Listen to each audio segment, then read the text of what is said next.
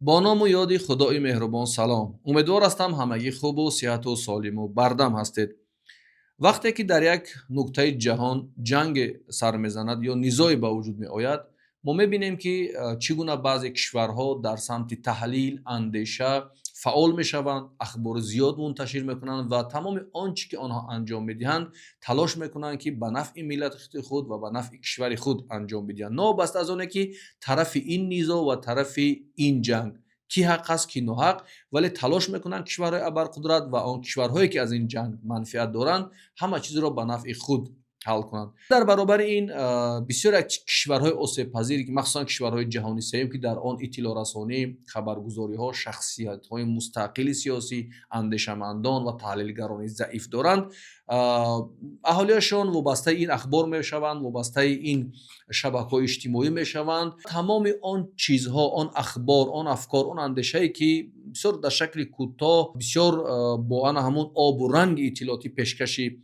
اودیتوری عقب مونده یا با قولی که تفکر انتقادی ندارن پیشنهاد می شود، اینها قبول میکنند و همون طوری هم که در صحبت اول گفته بودیم، این در آینده میتواند بر ضرر یک ملت، بر ضرر یک کشور انجام بشود. پیش از آن که یک جنگ گرم باشد، پیش از آن که در آنجا بمب ها افکنده شود، راکت ها یعنی موشک ها پرانده شود و انسان ها به قتل برسند، یعنی جنگ دهشت است. در برابر این جنگی اینتלקتوالی یا با قول جنگی همون دانش و عقل های است. دانش و عقل و قدرت کسی که خوبتر است و برتری دارد میبینیم که در میدان جنگ پیروزی به همون طرف است، نوبسته از آنه که باز میگم که آن در آن عمل اون کشورهایی که انجام میدهند حق هستند یا ناحق، آنها از طریق واسطه اخباری اما از طریق اطلاع رسانی ها راههای دیگری وجود دارد که آنها کوشش میکنند که خودشان رو در این جنگ، در این نزاع حق برآورند. من فکر میکنم که تمام طول تاریخ نیز این عمل وجود داشته است، فقط در شرایط امروزه چون واسطه‌های اخباری عامه با سرعت بلند، یعنی هوش مصنوعی، اینترنت و این تلفن‌های همراه، این دسترسی به این که خیلی آسان شده است، این کار زودتر، فوری‌تر و تیزتر انجام می شود. قبلا ما یک نواری در این موضوع کرده بودیم، با ما زیاد زنگ زدن، با پیام فرستادن. بسیاری از نفرانی هستند که میگویند شما وقت این حرفا رو گپ میزنید شما هم زیر تاثیر فلانی ها قرار گرفتید و شما طرف فلانی ها رو میگیرید، گویا که ما از یک جنبه و از یک نفران داریم حمایت میکنیم، ولی این طور نیست. ما یک صحیفه هستیم که وابسته به هیچ کشور نیستیم، وابسته به هیچ قدرت نیستیم و از جانب هیچ گروه، حزب، شخصیت های مبلغ گذاری نمیشیم و این اندیشه و موقع ما است که بیان میکنیم و شاید این اندیشه و موقع برای کسی پسند نباشد، ولی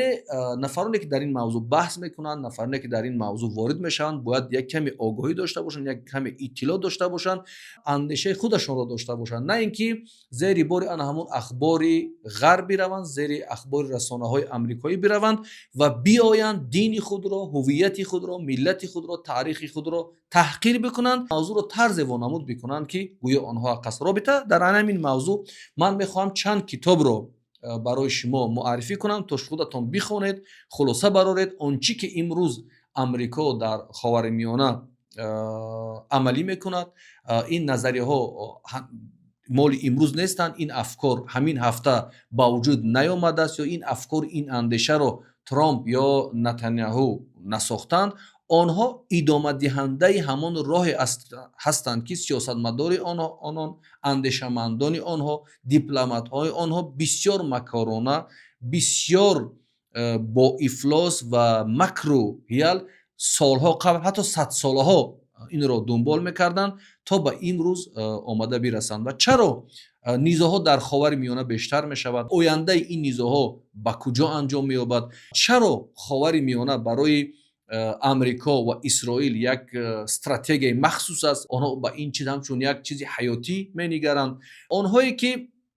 این موضوع ها رو دنبال میکنن و شرح و کامنت می نویسن، وقتی که شما اهمیت میدید یا که میخونید، ببینید بسیار سطحی است، بسیار ساده است و فکر میکنه که طرف در این موضوع یک کتابی هم مطالعه نکرده است. از این خاطر وقتی شما میخواید وارد این موضوع شوید، کمی بفهمید که در عالم سیاست، در جهان امروز چی میگذرد، حداقل 4 یا 5 کتاب در این موضوع شما باید مطالعه کرده باشید. وگرنه بار دیگر میگویم که ما اونقدر رسانه‌های قوی، اونقدر شبکه‌های قوی اطلاع رسانی نداریم. شما در همون اینستاگرام و تیک تاک و فیسبوک و یوتیوب غرق در اطلاعات میشوید که در نظر اول اینا گویا توازن را رعایت میکنند، گویا واقعیت را برای شما پیشنهاد میکنند، ولی در عین زمان آنها تلاش میکنند که شما را مخشوشی بکنند و افکار شما را به دیگر سمت ببرند. از این خاطر من برای آنهایی که اهل مطالعه هستند، اهل کتاب هستند، اهل نظر هستند، اهل اندیشه هستند، خیلی خواهش میکنم که این کتابایی که من امروز برای شما معرفی میکنم بخونید. البته بار دیگر میگم که این کتاب ها را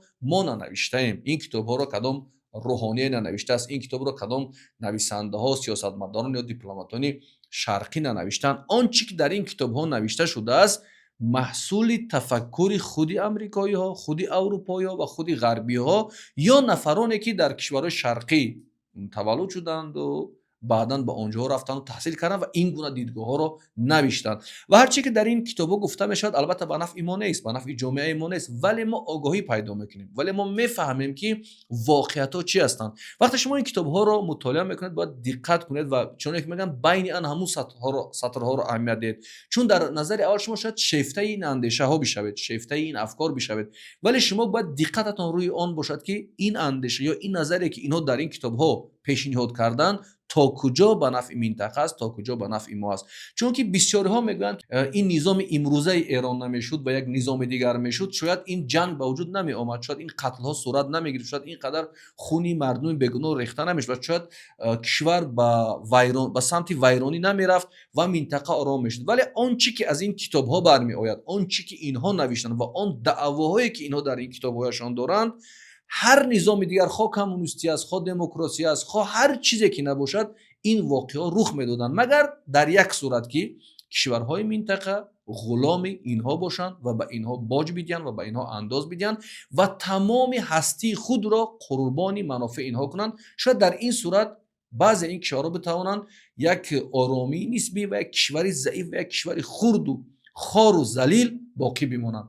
در عین صورت هر نظام دیگری که باشد، استقلال خواه باشد، ضد استعمار باشد و حرفی خودشان را داشته باشند، بالای آنها حمله صورت میگرفت و این جنگ ها و این بحرانی که امروز در منطقه با وجود آمده است حتما رخ میداده است. آنچه که بار دیگر میگم نظریه پردازان، اندیشمندان و سیاست شناسان خودی امریکایی ها، اروپایی ها و غربی ها میگن و همان اسرائیل بزرگی که این شب روز ما در رسانه ها میشنویم یا که شما از طریق شبکه اجتماعی میبینید، این یک حرفی خیالی نیست، این یک حرفی تهمت نیست، این یک حرفی نیست که گویا کسی درباره آنها این افکار رو ساخته باشد. بیایید میرویم سراغ کتاب ها و از برنامه کتاب ها ما برای شما کتاب ها را پیشنهاد میکنیم در همین شب روز که به همین موضوع وابستگی دارند. کتاب اول این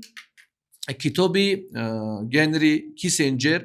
یعنی این کتاب درباره اندیشه های گنری کیسینجر است و تفسیر، یعنی شرح میدهد اندیشه های کیسینجر با نام آرکیتکتور نوا میروا پریاد کرد. این کتاب رو بخونه و در همین کتاب دعوا درباره ساختن اسرائیل بزرگ می رود و آنها چین اندیشه داره و کدام قسمت های کدام از دولت ها رو در خاور میانه اسرائیل میخواهد بگیرد و به قلمرو خودش همراه کند. در این کتاب آشکارا در این موضوع صحبت میشد و مسئله نفت، اون که شما درباره تنگه هرمز میخونید یا درباره کشور عربی میخونید، چرا آمریکا میخواهد که در این منطقه بازهای حربی داشته باشد، سرمایه گذاری میکند و تمام تلاشش رو میکند که خاور میانه رو زیر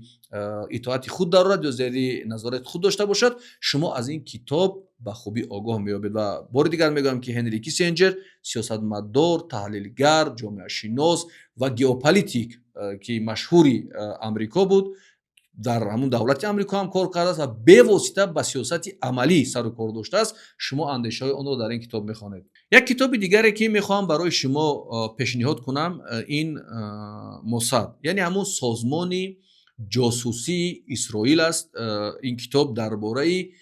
ана ҳамун баъзе амалиётҳои бисёр машҳур, бисёр овзадоре ки масад анҷом додааст, дар ана ҳамин китоб гирдоварӣ шудааст ва дар бораи он сухан меравад. Ва шумо мефаҳмед ки як дастгоҳи ҷосусии Исроил ба чӣ корҳо қодир аст ва ин корҳоро чаро анҷом медиҳад ва чаро дар ана ҳамун гузашта ин корҳоро инҳо анҷом доданд. Баъзан вақт дар бораи Исроил бисёр мифҳо сохта мешавад. Мегӯянд ки ин як кишвари хурд аст ва ин қадар сармоя дорад, онҳо аҳли кор ҳастанд ва ин кишварҳои минтақа фақир ҳастанд, мусалмонҳо фақир ҳастанд, инҳо коре намекунанд ва бибинед ки ин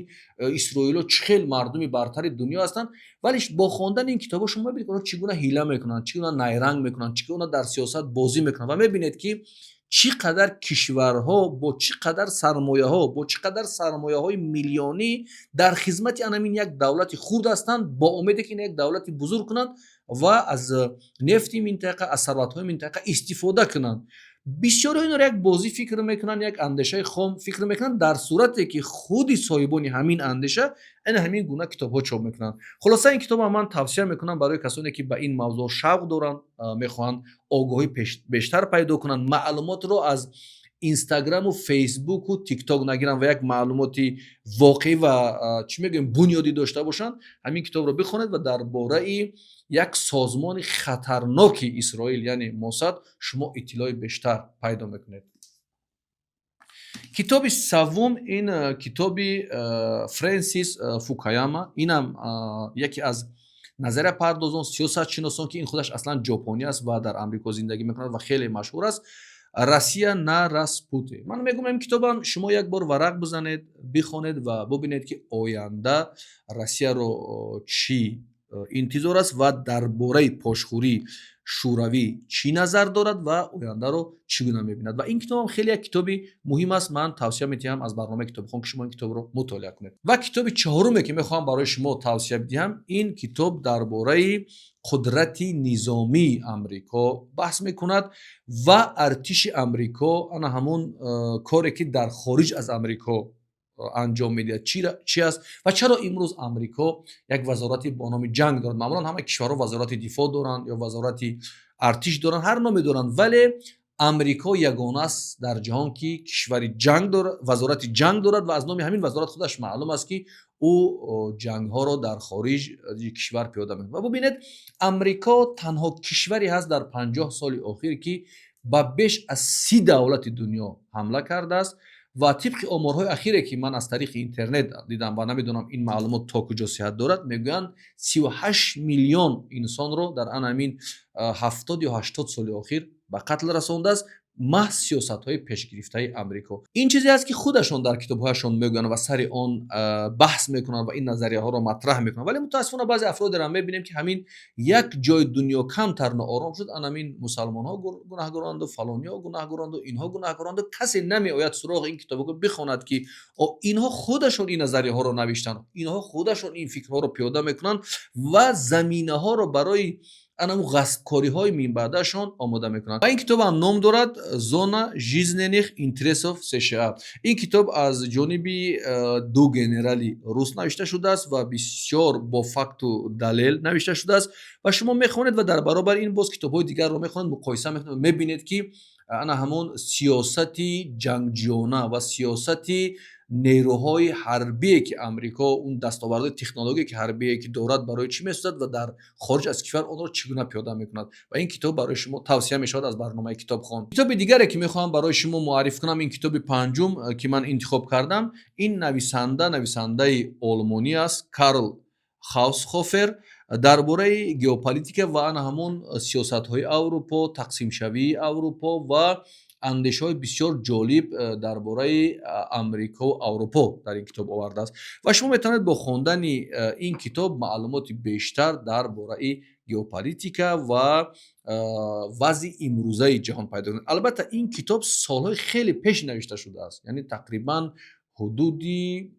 80 сол пеш, ҳудуди 60-70 сол пеш. Вале чаро ин китобҳоро ман муаррифӣ мекунам? Зеро ки шумо бубинед ки ҳамин заминаҳои буҳрон, ҳамин ҳолате ки мо дар имрӯз баъди 70-80 сол қарор гирифтем аз куҷо омаданд? یعنی این واقعه ها، این بحران ها در یک روز و دو روز یک ساعت با وجود نیامدن. اینا زمینه های طولانی دارن. از این خاطر وقتی که شما یک شرح می‌نویسید، یک کامنت می‌نویسید، حداقل باید این کتابا رو ورق بزنید و آگاهی پیدا کنید و ببینید که بعدی این همین به انجام رسیدن جنگ ایران، خدا کند که تیزتر به انجام برسد، ببینید چقدر کتابا با وجود میاد، چقدر نظریه های نو با وجود میاد. اون کشورهایی که نظارت دارن میبینن سیاستشون رو چگونه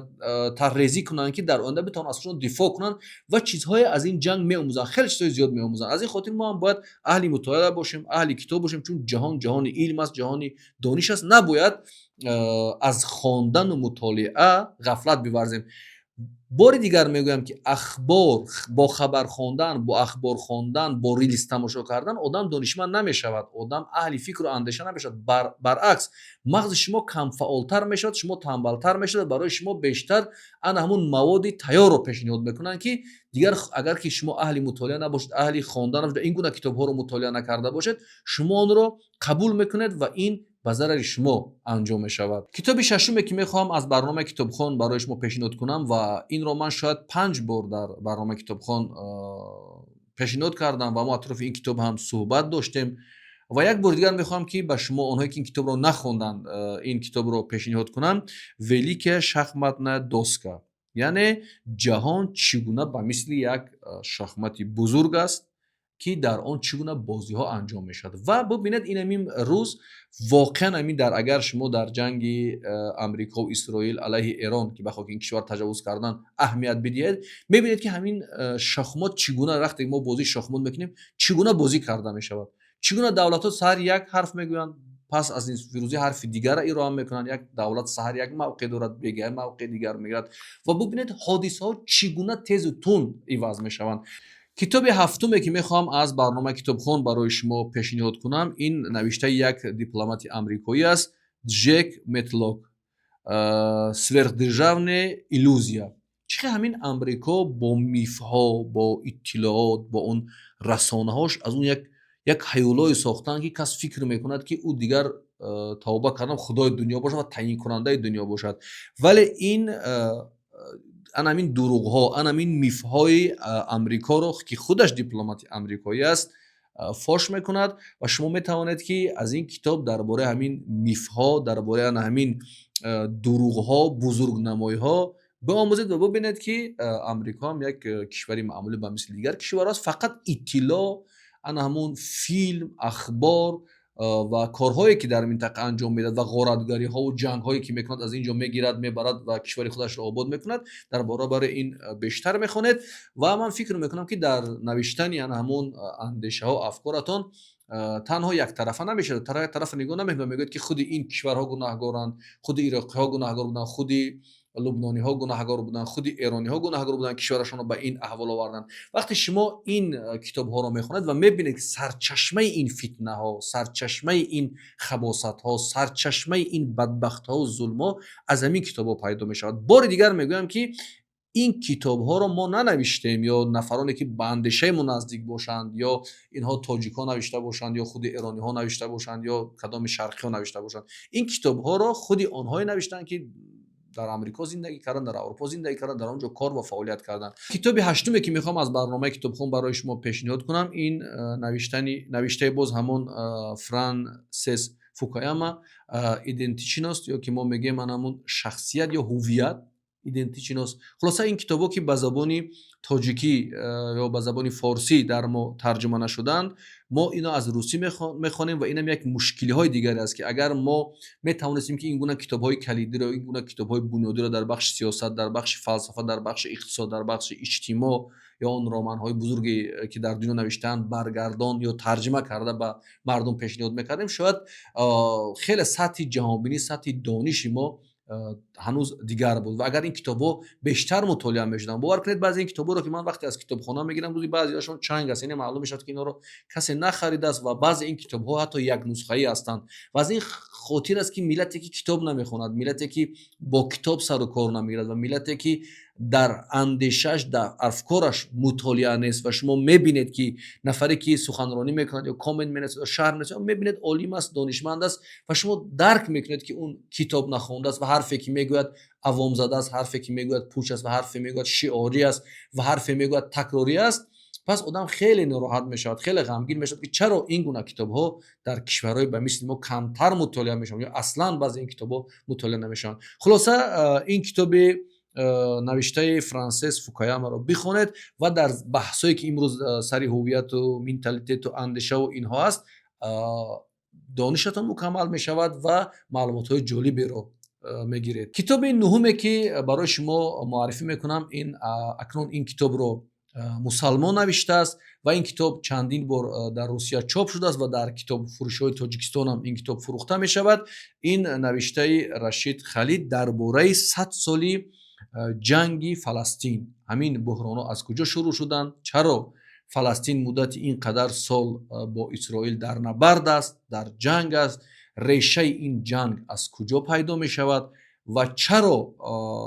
این کریزیس پایان ندارد تا هنوز. شما از این کتاب می توانید این موضوع رو بخونید و این اخبار و معلومات و گزارش هایی که رسانه های غربی برای ما تهیه میکنند اونقدر صحت ندارد و تنها تلاششان پیاده کردن منافع همون کسانی که با آنها مبلغ گذاری میکنند یا به قول خواجه هاشان هست. و شما از این کتاب میبینید که